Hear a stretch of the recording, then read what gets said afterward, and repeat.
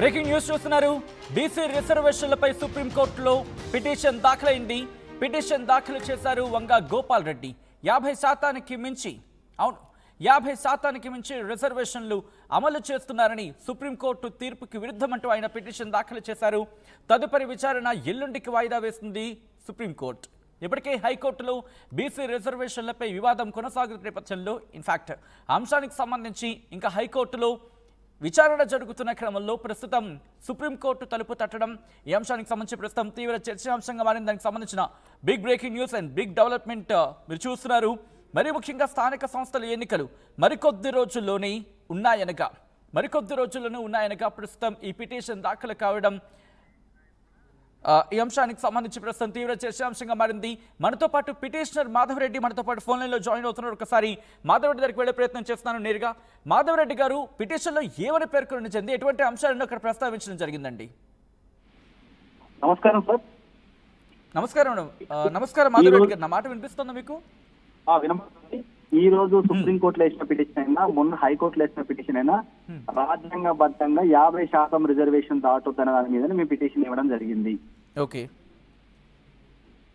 రాష్ట్ర ప్రభుత్వం ఎన్నికలకు ప్రజలకు ఇచ్చినటువంటి హామీయో లేకపోతే రాష్ట్ర ప్రభుత్వం 42% బీసీలకు మిగతా ఎస్సీలకు కలిసి 69% రిజర్వేషన్ పెంచుతున్నందుకు తాను మేమందరం కూడా రాజ్యాంగబద్ధంగా రాజ్యాంగం మీద నమ్మకం ఉన్న అందరు వ్యక్తులు కూడా 50% రిజర్వేషన్ దాటితే రాజ్యాంగ విరుద్ధం కాబట్టి మేము 50% రిజర్వేషన్ దాటొద్దనే ఉద్దేశంతో ఇలా మేము పిటిషన్ చేయడం జరిగింది సార్. ఎటువంటి వాదోపవాదనలు జరిగాయండి? కోర్టు ఎటువంటి అంశాన్ని ప్రస్తావించింది? వాదోపవాదనలో ఈ 6 తారీఖు సోమవారం నాడు ఉన్నది. మా వాదన సోమవారం వినడానికి ఉంది. సుప్రీంకోర్టులో 6 తారీఖు ఉంది, హైకోర్టులో 8 తారీఖు ఉంది సార్.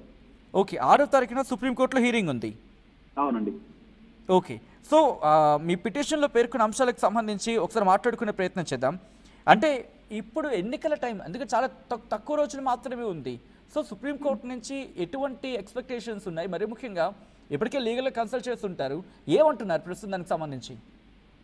సార్, భారతదేశంలో బీసీలకు రిజర్వేషన్ ఇచ్చినప్పుడు ఇందిరాస్థాని కేసు పిటిషన్ పోయింది. ఇట్లా రిజర్వేషన్ ఇస్తున్నప్పుడు ఆ ఇందిరాస్థాని కేసులో స్పష్టంగా ఏ సందర్భమైనా సరే మొత్తం రిజర్వేషన్లు 50% దాటవద్దని చెప్పింది. ఏ సందర్భం అని ఎందుకనంటే ఎస్సీ ఎస్టీలు జనాభా పెరిగిన కొద్ది వాళ్ళకి రిజర్వేషన్ పెంచాలి, కానీ బీసీలకు జనాభా పెంచితే రిజర్వేషన్ పెంచాలని ఎక్కడ లేదు. ఏ సందర్భమైనా 50% రిజర్వేషన్ దాటొద్దని Indira Sawhney case, Bihari case, Maharashtra case, మొన్న 2018లో కూడా కేసీఆర్ గారు కూడా రిజర్వేషన్ బీసీ పెంచుతాను ఉద్దేశంతో పోతే ఆ రోజు సుప్రీంకోర్టు కూడా రిజర్వేషన్ పెంచదని కొట్టివేయడం జరిగింది. ఇంత స్పష్టంగా అన్ని కేసులు కొట్టివేసినాక కూడా 50% రిజర్వేషన్ దాటొద్దని చెబుతున్నా కూడా ఎందుకు ప్రయత్నం చేసిందో నాకు తెలియదు. కానీ ఇది రాజ్యాంగం నమ్మేటోళ్ళు కానీ రాజ్యాంగం మీద నమ్మకం విశ్వాసం ఉన్నోళ్ళు కానీ ఇది మాట్లాడకూడదు. ఎందుకంటే అక్కడ స్పష్టంగా 50% రిజర్వేషన్ దాటొద్దని ఉన్నాక కూడా ఇలా మేము కోర్టుకు పోయినాం, ఆ రిజర్వేషన్ ఇచ్చినాం, ఏదో మీరు బీసీ వ్యతిరేకమా, మీరు ఇతర కులాలకు వ్యతిరేకమా అనే మాట మాట్లాడుతూ ఉన్నారు. వాళ్ళకు రాజ్యాంగం మీద నమ్మకం ఉంటే ఇది రాజ్యాంగం మీద చెప్పారు కాబట్టి 50% దాటొద్దన్నారు కాబట్టి మాధుర్యం సరైన న్యాయబద్ధమైనటువంటి పనే అని మాట్లాడాలి. కానీ ఇతర కులాల పంచాయతీ మాటలు దయచేసి మాట్లాడొద్దని మీ ద్వారా విజ్ఞప్తి చేస్తాను. కానీ ఇక్కడ క్వశ్చన్ రైజ్ అవుతూ ఉంటుంది, ఎందుకు ఈ టైంలో పిటిషన్ దాఖలు చేశారు, మీ వెనకాల ఉన్న పార్టీ ఏంటి అని క్వశ్చన్ రైజ్ అవుతుంది కదా. మరి ఇలాంటి టైంలో మా వెనకాల ఏ రాజకీయ పార్టీ లేదు, ఇతర వ్యక్తులు ఎవరు కూడా లేరు. మేము రెడ్డి జాగృత సంస్థ రెడ్ల హక్కుల కోసం, అస్తిత్వం కోసం, మా జాతి ప్రయోజనాల కోసం మాత్రమే కొట్లాడతాం. అందులో భాగంగానే 50% రిజర్వేషన్ దాటితే ఓసీ ఏదైతే జనరల్ శాతం ఉందో అది తగ్గుతుంది కాబట్టి దాంట్లో మాకు నష్టం జరుగుతుంది కాబట్టి మాకు నష్టం జరుగుతుంది అనే భావనతో ఈరోజు మేము కోర్టు పోవడం జరిగింది. కోర్టు పోవడం జరిగింది కాబట్టి మాకు నష్టం జరుగుతుందని మేము పోయినాం తప్ప ఆయనకి ఎవరు ఇప్పుడు కాంగ్రెస్ పార్టీ ఉంటే టీఆర్ఎస్ సంబంధం అని, టీఆర్ఎస్ పార్టీ వాళ్ళేమో బీజేపీ ఆయన సంబంధం అని, బీజేపీ వాళ్ళేమో కాంగ్రెస్ సంబంధం. ఎవరికి వాళ్ళు ఊహించుకొని ఎవరు వాళ్ళు ఈయన ఆయన సంబంధం ఈయనకి ఈయన చెప్పుకోవడం తప్ప వాస్తవంగా మాత్రం మాకు ఓసీ రిజర్వేషన్లు తగ్గుతా ఉన్నాయని ఉద్దేశంతో మా ఆర్గనైజేషన్ ఇలాంటి వ్యక్తులు కాదు, మాధవరెడ్డి అనే వ్యక్తి ఒక వ్యక్తి కాదు, మా సంస్థ వ్యవస్థాపక అధ్యక్షుని, మా సంస్థ నిర్ణయం ఇది. మాకు అన్యాయం జరుగుతుందన్న ఉద్దేశంతో ఈ రోజు మేము కోర్టు పోవడం జరిగింది. అంటే మాకు అన్యాయం జరుగుతున్నప్పుడు కూడా మేము మాట్లాడకపోతే మేము సంఘం పెట్టుకొని రాబో, మా మీద మేము హక్కుల కోసం కొట్లాడతామంటే ఎవరు నమ్ముతారు ప్రజలు మమ్మల్ని? కాబట్టి మాకు నష్టం జరుగుతున్న ఉద్దేశంతో ఇలా మేము కోర్టు ఎత్తడం జరిగింది సార్. కానీ మాధవరెడ్డి గారు అక్టోబర్ 8 హైకోర్టులో ఈ అంశానికి సంబంధించి ఎలాగా విచారణ ఉంది.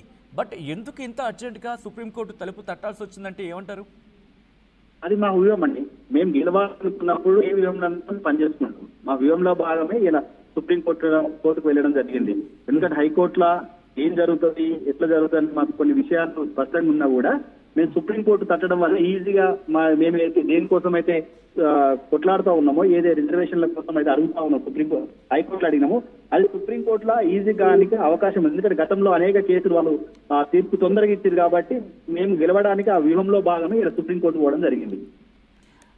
అంటే కొద్ది రోజుల సమయం మాత్రమే ఉంది. ఇక్కడ ప్రభుత్వం ఇంప్లిమెంట్ చేసేందుకు సిద్ధమవుతుంది. ఆఫ్ కోర్స్ హైకోర్టులో హీరింగ్ ఉన్నప్పటికీ కూడా ఒకవేళ ప్రభుత్వానికి సపోర్ట్గానో లేకపోతే ప్రభుత్వానికి సంబంధించి ఒకవేళ వ్యతిరేకం రాకపోతే కనుక సుప్రీంకోర్టు అంశం ప్రస్తావనకు వచ్చే అవకాశం ఉంది. ఒకవేళ హైకోర్టులోనే ఒక మీకు మద్దతుగానో లేకపోతే మీకు సపోర్ట్గానో వచ్చింది అనుకుందాం హైకోర్టుకి సంబంధించి, సో అప్పుడు మీకు బెనిఫిటే కదా అది. సో అటువంటి క్రమంలో మళ్ళీ సుప్రీంకోర్టు అంశం తెర మీదకి వస్తుంది అప్పుడు.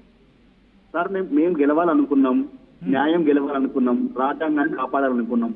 మాకు గెలవడానికి వ్యూహంలో భాగంగా సుప్రీంకోర్టుకు వెళ్ళినాం. మాకు ఎక్కడ అవకాశం ఉంటే ఏది తొందరగా మాకు అవకాశం పొందుతారంటే మేము గెలవాలనుకున్న అవకాశం ఉందో దాన్ని వినియోగించుకున్నాం సార్.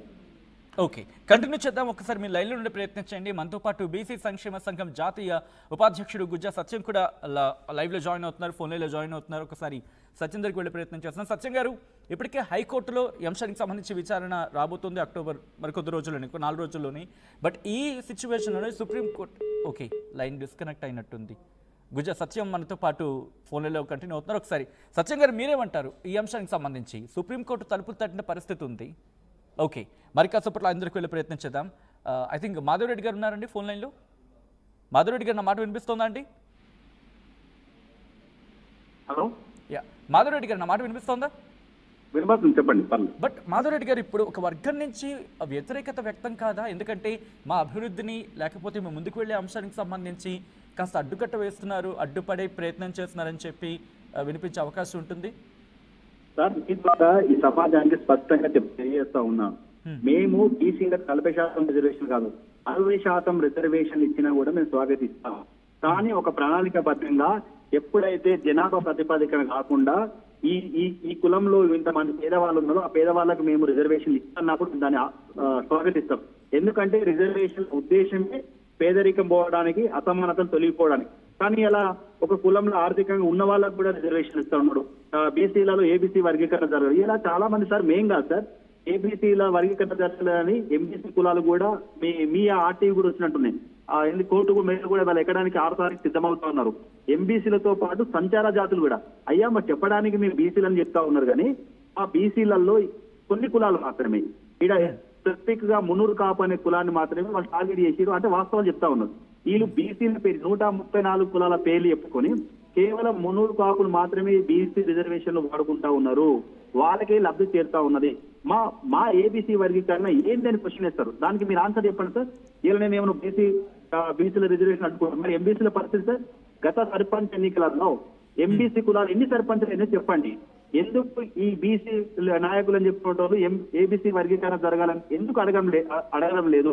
రెండో మాట సార్, ఒక్కసారి రిజర్వేషన్ పనాలు పొందిన తర్వాత ఎందుకు ఆయనకు క్రిమిలేర్ వర్తించారు సార్?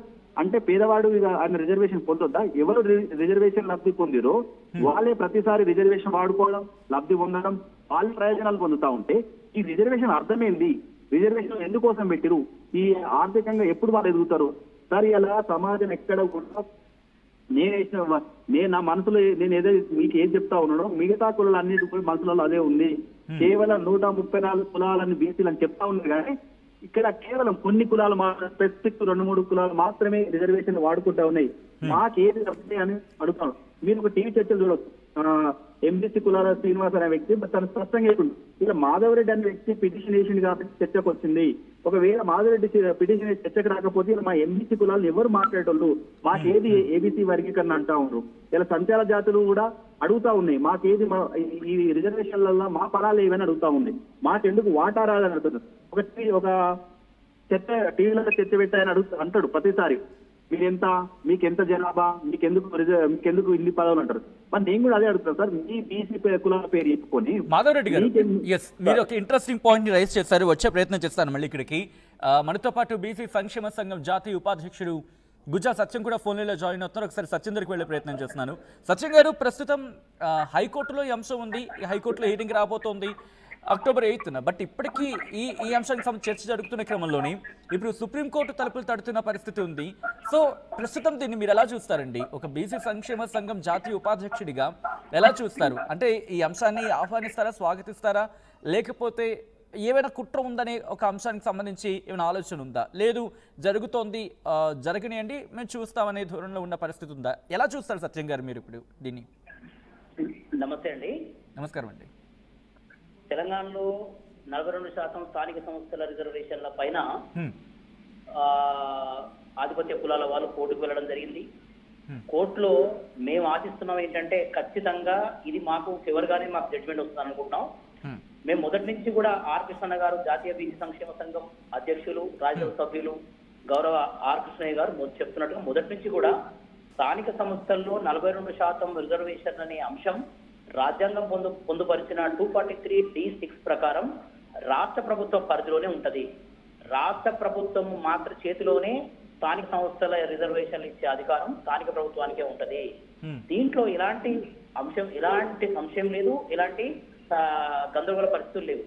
కాకపోతే వీళ్ళు చెప్తున్నట్టుగా 50% లోబడే ఉండాలి అనేది ఒకటి చెప్తున్నారు.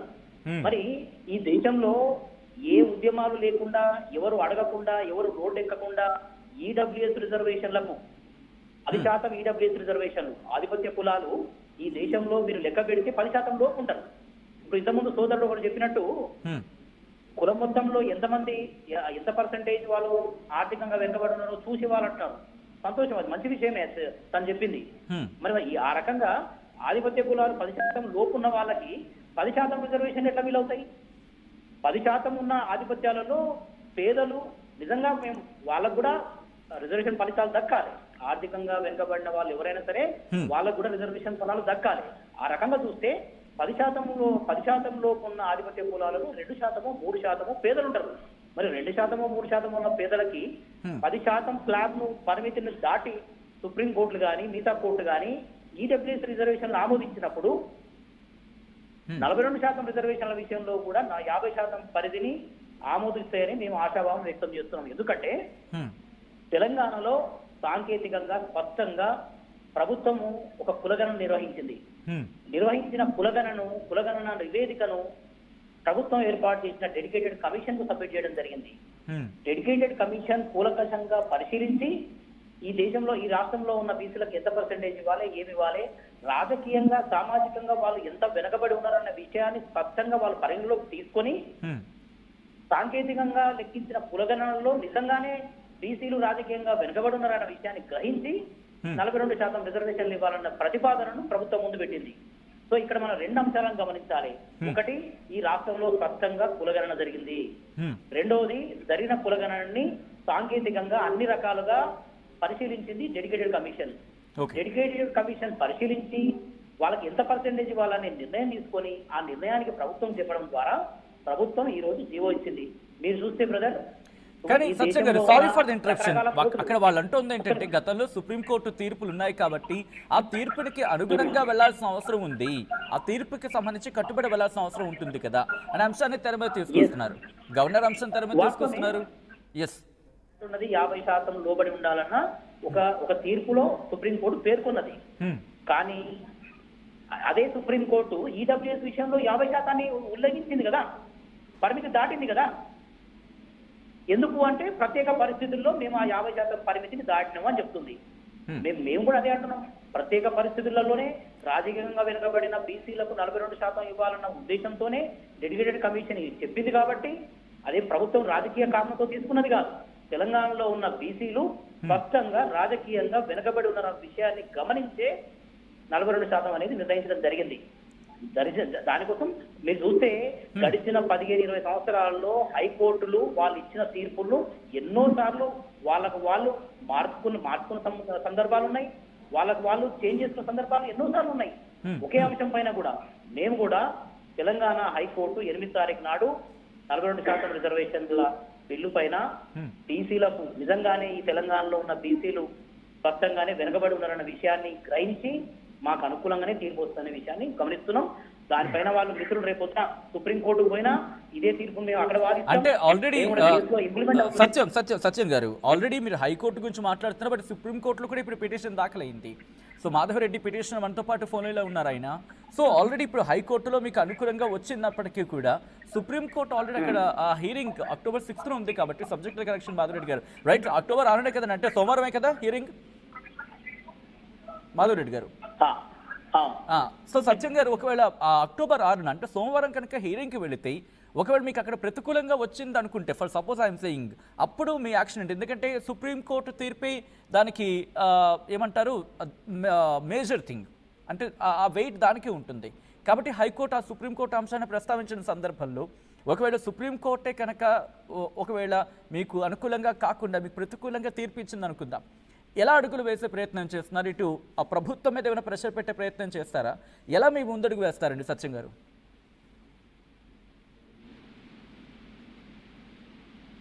సత్యం గారు ఉన్నారా అండి? సత్యం గారు, అంటే ఆల్రెడీ నేను క్వశ్చన్ మీకు అడగడం జరిగింది ఏంటంటే, ఒకవేళ సుప్రీంకోర్టులో ఎందుకంటే October 6వ తారీఖున హీరింగ్ ఉంది కాబట్టి ఒకవేళ మీకు ప్రతికూలంగా వచ్చింది అనుకుందాం, ఫర్ సపోజ్ అనుకుంటే, ఎందుకంటే కొద్ది రోజులు ఉంటుంది, అప్పుడు మీ ప్లాన్ ఆఫ్ యాక్షన్ ఏంటి? ఇటు ప్రభుత్వం మీద ఒత్తిడి తీసుకొచ్చే ప్రయత్నం చేస్తారు, ఎందుకంటే సుప్రీంకోర్టు తీర్పు అక్కడ ఉంటుంది కాబట్టి ఎలా ముందుకు వెళ్తారు? అప్పుడు మీ అడుగులు ఏంటి?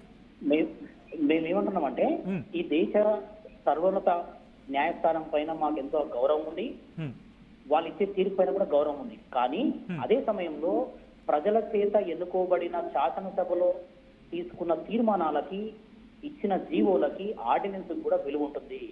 తెలంగాణలో స్పష్టంగా ఇక్కడ శాసనసభలో ప్రజల చేత ఎన్నుకోబడిన ప్రభుత్వం స్పష్టంగా 42% రిజర్వేషన్ల పైన ఆర్డినెన్స్ ఇచ్చింది, దానిపైన జీవో ఇచ్చింది. ఆ జీవో కనుక ప్రభుత్వాలు ఒకవేళ సుప్రీంకోర్టు కనుక వ్యతిరేకమైన తీర్పు ఏమైనా ఇస్తే మేము ఖచ్చితంగా కేంద్ర ప్రభుత్వం మీద ఒత్తిడి తీసుకొస్తాం. కేంద్ర ప్రభుత్వం ద్వారా ఆ బిల్లు పార్లమెంట్ లో చేర్చడం ద్వారా మాకు అప్పుడు డెఫినెట్ గా మనకి ఇంకో మిగిలిన ఆప్షన్ Schedule 9 లో చేర్చి దాన్ని పార్లమెంట్ ద్వారా ఆమోదింప చేసుకోవడం ఒకటే మార్గం ఉంటుంది. కాబట్టి మేము ఈ ఉద్యమాన్ని వదిలే ప్రసక్తి లేదు, 42% సాధించేంత వరకు ఆగేది లేదు. ఖచ్చితంగా సుప్రీంకోర్టులో కనుక ఏ రకమైన వ్యతిరేకత వస్తే ఖచ్చితంగా మేము కేంద్ర ప్రభుత్వం దగ్గరికి వెళ్తాం. కేంద్ర ప్రభుత్వాన్ని మీద ఒత్తిడి తీసుకొచ్చి పార్లమెంట్ లో Schedule 9 లో చేర్చిన తర్వాత పార్లమెంట్ ద్వారానే మేము ఈ 42% రిజర్వేషన్ సాధిస్తాం. ఓకే, మాధవరెడ్డి గారు 6వ తారీఖున హీరింగ్ ఉందంటున్నారు, బట్ October 8th చూసుకుంటే కనుక హైకోర్టు హీరింగ్ ఉంది, అంతకన్నా ముందే సుప్రీంకోర్టులో హీరింగ్ ఉంది. ఇక్కడ మీకు ప్రతికూలంగా వచ్చింది అనుకోండి, మీకున్న ఆప్షన్స్ ఏంటి? ఎందుకంటే సుప్రీం కోర్టు నిర్ణయమే అఫ్కోర్స్ పేర్లోనే ఉంది సుప్రీం, అప్పుడు మీ ముందున్న ఆప్షన్స్ ఏంటి? మీరు ఎలా వెళ్ళే ప్రయత్నం చేస్తారండి అప్పుడు? మాధవరెడ్డి గారు సార్, మీ ద్వారా సత్యం గారి కానీ సమాజాన్ని విజ్ఞప్తి చేస్తా ఉన్నా, 10% EWS రిజర్వేషన్ అనేది 50% సాంఘిక అసమానతలు పోవడానికి ఇచ్చిన రిజర్వేషన్ సంబంధం లేదు. మొదటిది. రెండోది తనేమన్నాడు, రెండోది ఏదో 9th షెడ్యూల్ అన్నాడు. సార్ 9th షెడ్యూల్ అయిపోయిన తర్వాత సుప్రీంకోర్టు ఏమన్నదంటే 9th షెడ్యూల్ మీరు